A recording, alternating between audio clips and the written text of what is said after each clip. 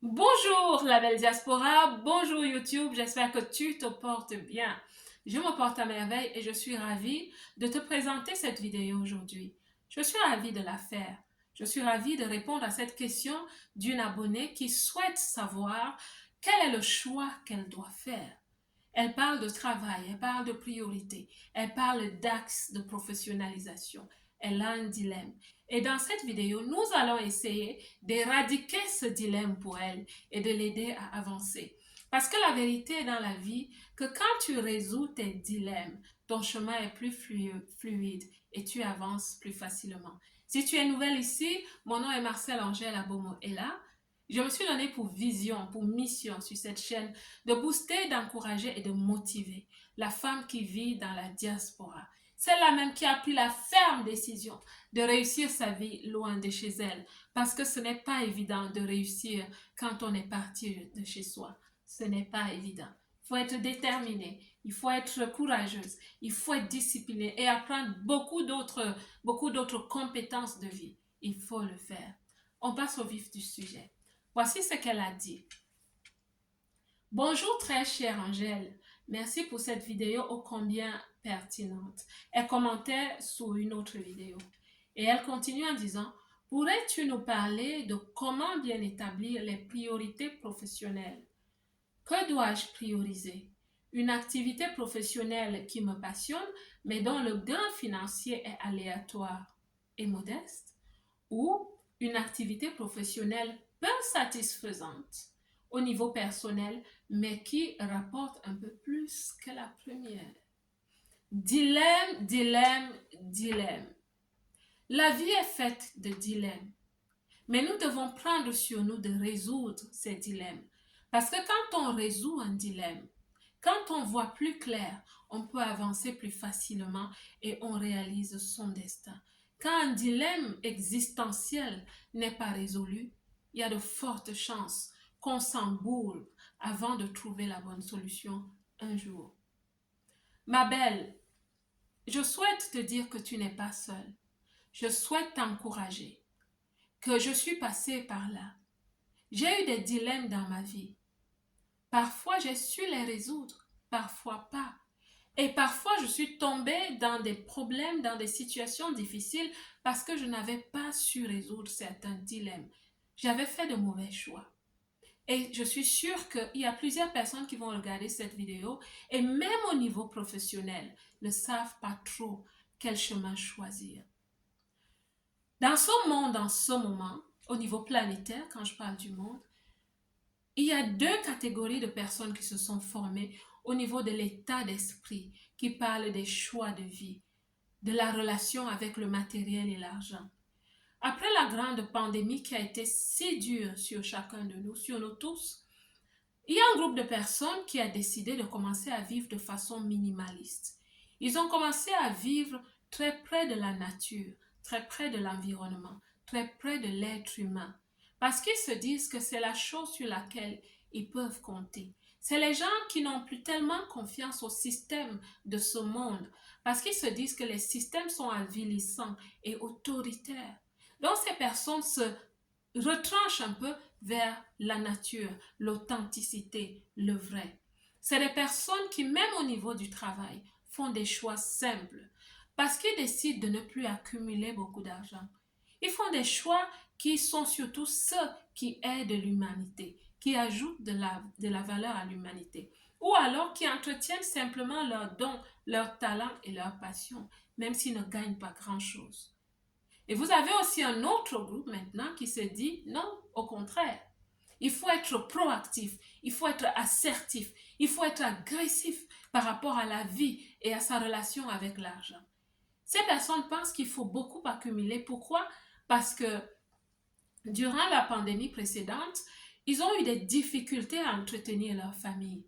Ils ont eu peur de ne plus avoir assez pour les lendemains meilleurs. Ils ont eu peur. Et maintenant, ils se disent non, même si c'est un travail qui ne me plaît pas, même si c'est un entrepreneuriat qui ne me plaît pas, je vais poursuivre s'il y a de l'argent.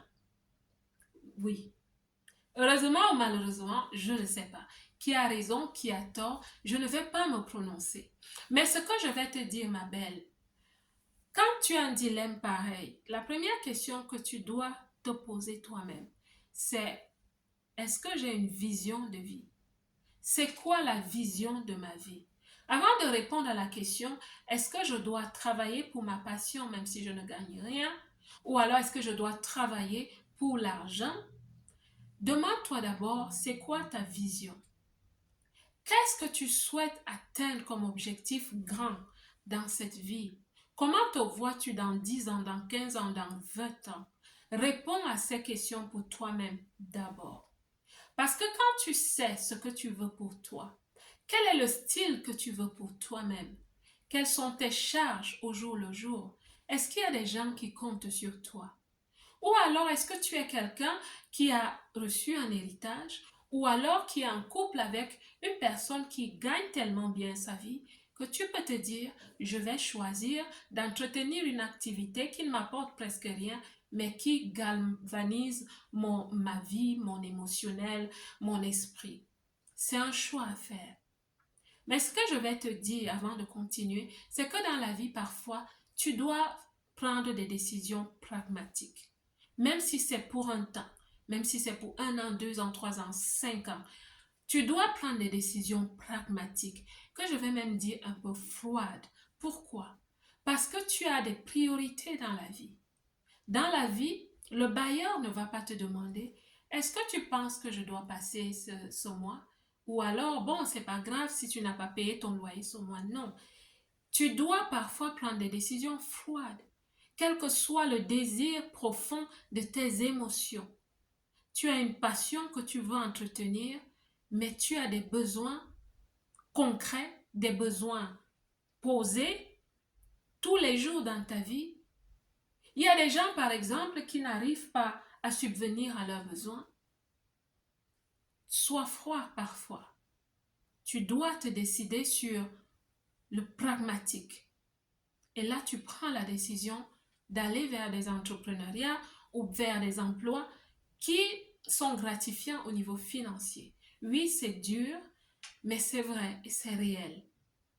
Je t'encourage de le faire si tu as vraiment des besoins au quotidien que tu dois résoudre et dont l'argent est la solution. Vas-y, prends la décision pragmatique de prendre un boulot pour gagner de l'argent. Mais donne-toi un laps de temps pendant que tu le fais. Donne-toi un laps de temps. Parce que si tu fais pendant longtemps un boulot qui ne te plaît pas, à un moment donné, tu peux avoir un burn-out. À un moment donné, tu peux tomber hors du bassin et ce n'est pas bien. Quelle est la vision de ta vie? Et je vais te lire quelque chose. En fait, je ne vais pas faire toute la lecture, mais il y a un magasin, une source d'information qui a dit inventer un travail que les gens aiment. C'est le Harvard Business Review. Ils ont fait paraître un contenu où le titre était celui-là, inventer un travail que les gens aiment. Ils encourageaient les entreprises, les fondateurs, les créateurs d'emplois à créer des emplois, des fonctions, des job descriptions que les gens vont aimer parce que les gens vont s'épanouir dans ces boulots. C'est une très bonne chose.